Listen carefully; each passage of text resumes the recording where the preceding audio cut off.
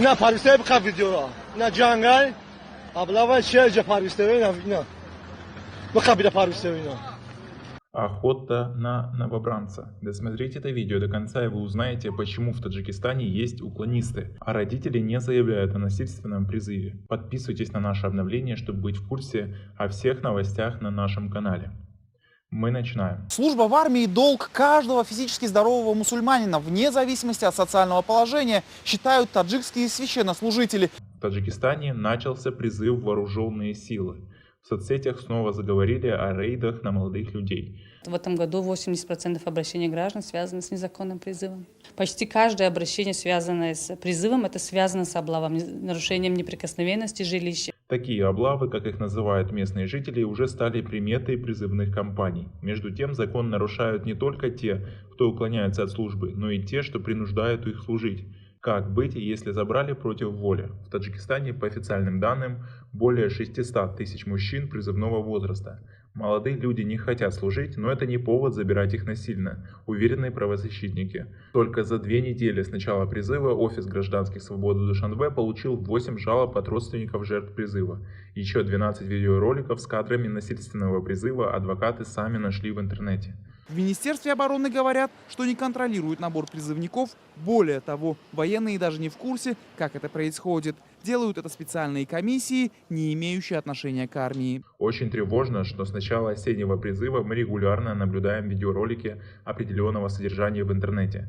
В названиях указано, что эти рейды на призывников – облавы, говорит глава Офиса гражданских свобод Таджикистана Дилраба Самадова. В основном эти видеоролики сняты в городе Душанбе и крупных городах страны. Мы сами пишем заявление по каждому факту в прокуратуру, чтобы они провели проверку. Пока ответов не получили, но мы надеемся на скорый ответ. Правозащитница Самадова уверена, что жертв такой охоты за новобранцами скорее всего намного больше, но к ним обращаются единицы.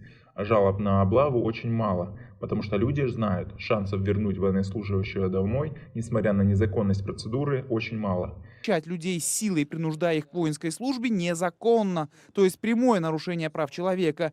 Тех, кто избегает службы и не приходит после получения 2 повесток, должны судить, а не отправлять в армию. Хотя по закону призванного насильно должны вернуть домой, но такой практики нет. И, конечно же, люди не подают жалобы. Но если на таких видео виден номер автомобиля и то, что те, кто забрал человека, находятся в военной форме, военная прокуратура возбуждает уголовное дело. Теперь люди чаще жалуются, что призывные комиссии оказывают давление на близких трудовых мигрантов, силой заставляя их давать письменные гарантии возвращения своих сыновей и братьев. Говорите, как вы относитесь к такому призыву и правдивы ли такие ролики по вашему мнению? Свои ответы пишите нам в комментарии под этим видео.